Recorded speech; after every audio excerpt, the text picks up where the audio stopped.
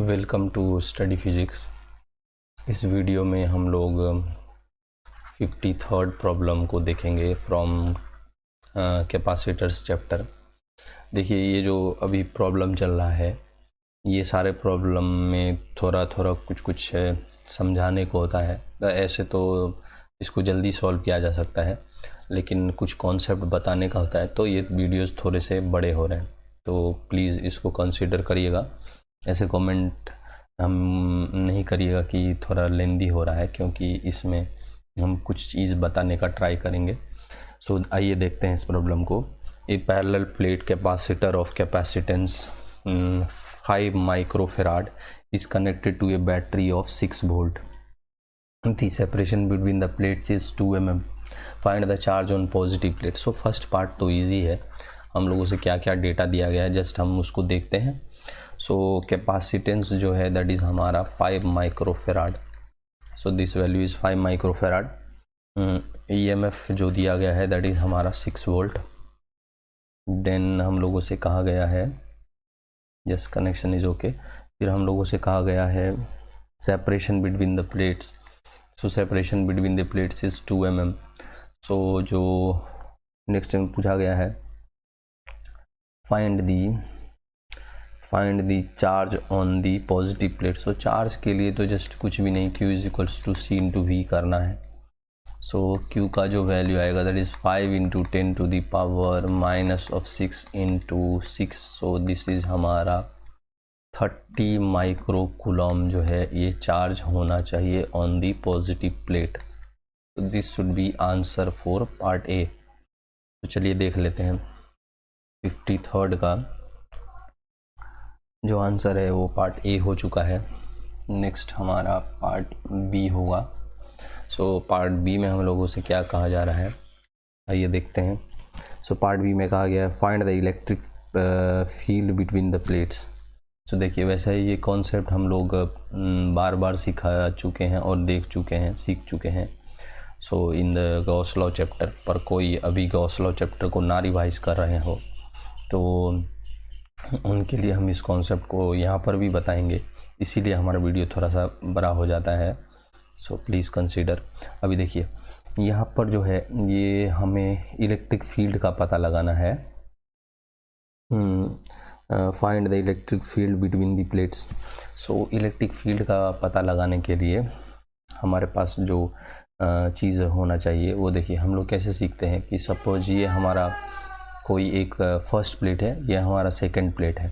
तो हम लोगों ने क्या सीखा था कि इसके इस साइड किसी एक पॉइंट पर जो इलेक्ट्रिकल फील्ड का वैल्यू होता है वो होता है हमारा कितना, तो sigma by 2 epsilon naught because of first plate, और again because of this plate क्या होगा, तो sigma by 2 epsilon naught. So electrical field का जो नेट वैल्यू होगा that will be sigma by epsilon naught in between the plates of the capacitor. तो अब हमारे पास जो यहाँ पर चीज़ है उसमें हम लोगों को चार्ज का वैल्यू तो पता है, सेपरेशन बिटवीन दी प्लेट्स भी पता है, एंड हम लोगों से जो पूछा गया दैट इज़ हमारा इलेक्ट्रिक फील्ड। तो अभी देखिए इस फील्ड का वैल्यू इवेलुएट करने के लिए, सिंस फील्ड एक वेक्टर क्वांटिटी है तो हम लोग कुछ इस तरह से इसको लिख सकते हैं।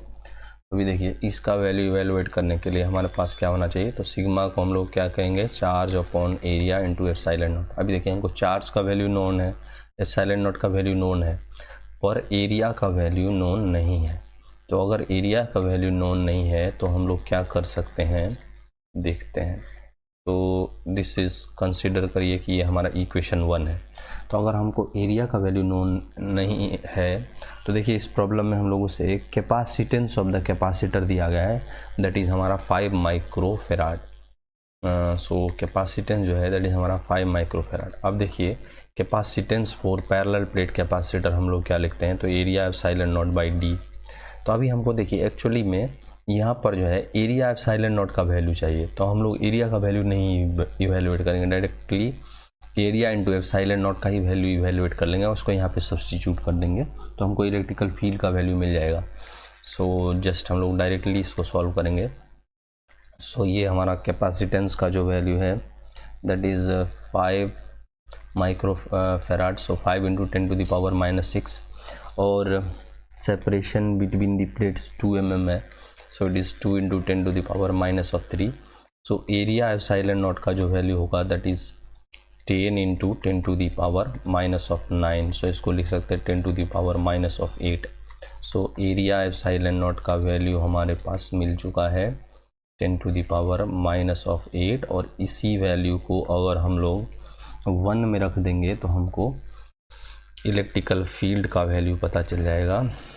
तो यहाँ पे देखिए हमने जो Q वैल्यू इवेलुएट किया था वो 30 माइक्रोकूलम है। सो जस्ट इसको हम लोग रखेंगे 30 × 10⁻⁻6, और ये हमारा है 10⁻⁸।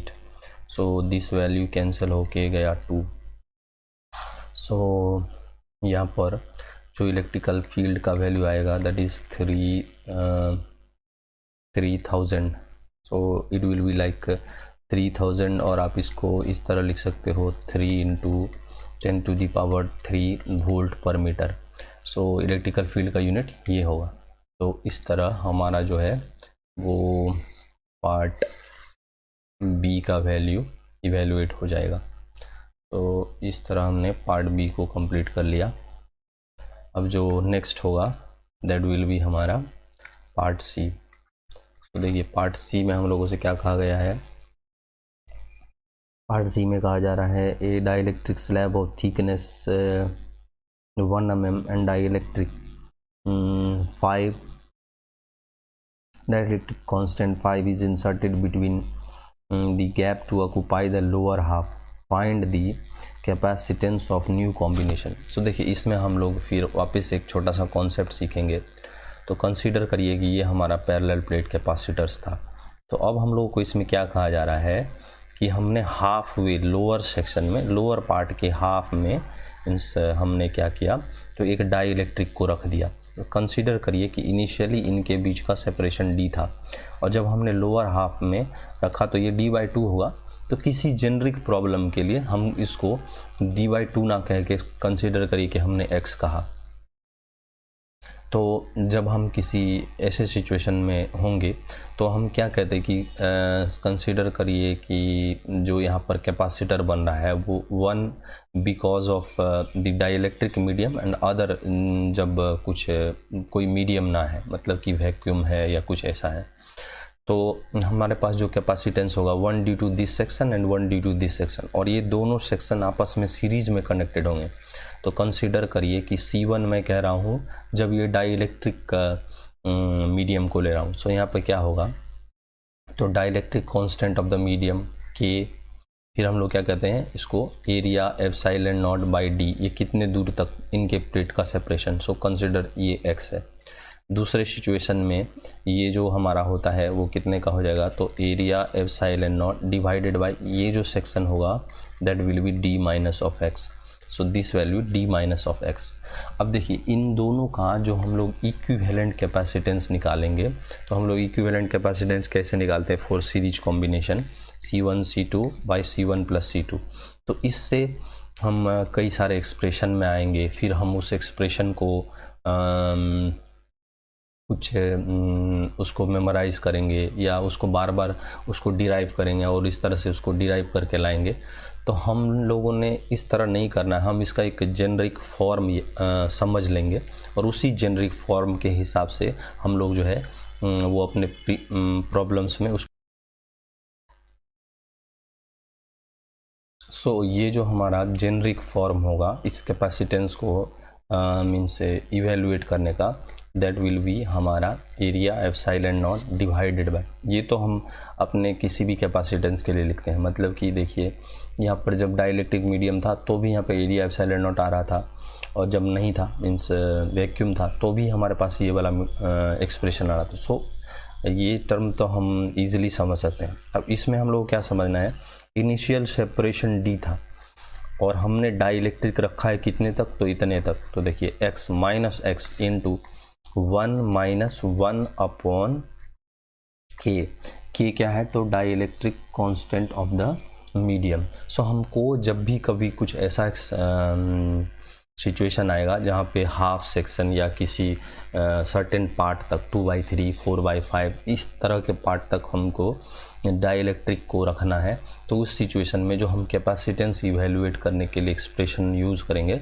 वो हमारा इस तरह का एक्सप्रेशन होगा। तो ये पार्ट होप कि हम लोगों ने सीख लिया है। जो हम लोगों से पूछा गया है find the capacitance of the new combination, so अब हमारे पास ईजियर है इसको इवैल्यूएट करना। तो ये देखिए अगेन हम लोगों ने एरिया एप्सिलॉन नॉट का वैल्यू ही इवैल्यूएट किया है अपने एक सेक्शन में, दैट इज़ हमारा 10⁻⁻⁸ सो अगेन हम इसको डायरेक्टली लिखेंगे, कुछ एरिया और एप्सिलॉन नॉट को सेपरेटली नहीं लिखेंगे। सो दिस इज़ दिस वैल्यू। अब हमको ये कहा गया है कि हमारा जो ये सेपरेशन था इनिशियली 2 mm का था, सो दिस इज़ 2 × 10⁻⁻³ और ये जो x है दैट इज़ हमारा 10⁻⁻³ 1 माइनस, और यहाँ पर जो डाइलेक्ट्रिक कांस्टेंट दिया गया है दैट इज़ हमारा 5, सो दिस वैल्यू इज़ 1/5।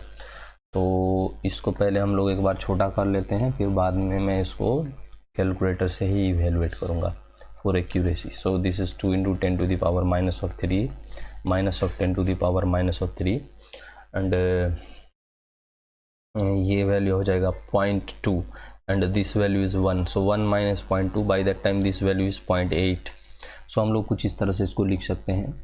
अब जो हमारा एक्सप्रेशन होगा दैट इज़ 10⁸, और यहाँ पे हम लोगों ने 10⁻³ अगर कॉमन लेंगे, सो this value is 2 minus of 0.8, सो ये वाला वैल्यू हमारे पास आएगा।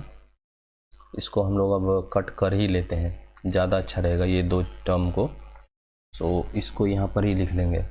सो by that time this value and this value बचेगा 10⁻⁻5, सो 10⁻⁻5 और ये वैल्यू हमारा बचेगा 1.2। सो इसको हम लोग इस तरह लिख सकते हैं। सो इस वैल्यू को हम लोग एक बार इवैल्यूएट कर लेते हैं, फिर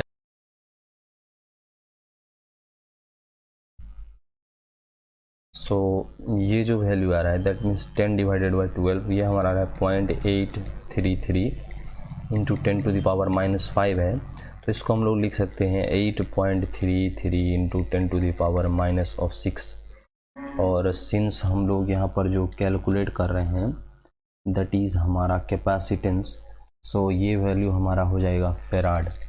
तो अगर हम इसको लिखना चाहें तो ये वैल्यू हो सकता है 8.33 microfarad. So this should be the answer for part C. तो इस तरह से हमारा पार्ट सी जो है वो इवैल्यूएट हो जाता है। नेक्स्ट होगा हमारा part D. So part D में हम लोगों से क्या कहा जा रहा है, so let us see for part D. यहाँ पर क्या कहा जा रहा है, how much charge has flown through the battery after the slab is inserted. So just again हम लोगों को चार्ज फ्लोन पता करना है। सो हम लोग चार्ज फ्लोन कैसे पता करते हैं, चार्ज फ्लोन जो होता है दैट इज़ हमारा Q final, so Q final minus Q initial. So Q final minus Q initial का वैल्यू अगर हम लोग इवैल्यूएट कर लेंगे तो हमको क्या है, तो चार्ज फ्लोन का। तो देखिए इनिशियली हमको प्रॉब्लम में जो Q इनिशियल का वैल्यू दिया गया है दैट इज़ Q इनिशियल का वैल्यू हम लोगों को जो दिया गया है वो हम लोगों ने इवैल्यूएट किया था C × V के टर्म में। तो यहाँ पे देखिए ये C × V का वैल्यू हम लोगों ने Q इनिशियल के लिए पता किया था। ये हमारा प्रीवियस प्रॉब्लम हो गया क्या, समथिंग कुछ 30 माइक्रोकूलम, ये हमारा प्रीवियस पार्ट ए पार्ट का भी आंसर है। सो इस तरह से हम लोगों ने Q इनिशियल का वैल्यू नोन है हमें, तो Q इनिशियल का वैल्यू हम लोगों ने इवैल्यूएट कर रखा है दैट इज़ हमारा 30 microcoulomb.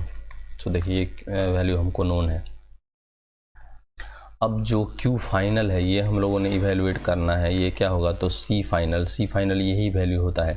So this into V क्या है, तो देखिए V दोनों ही सिचुएशन में सेम था, मीन्स इनिशियल सिचुएशन में भी फाइनल सिचुएशन में भी। तो वो कितना है हमारा 6 वोल्ट। सो इस वैल्यू को अगर हम लोग इवैल्यूएट करेंगे तो ये हो जाएगा 6 × 10, सो ये वैल्यू हमारा हो जाएगा 50। So this value is just 50 microcoulomb.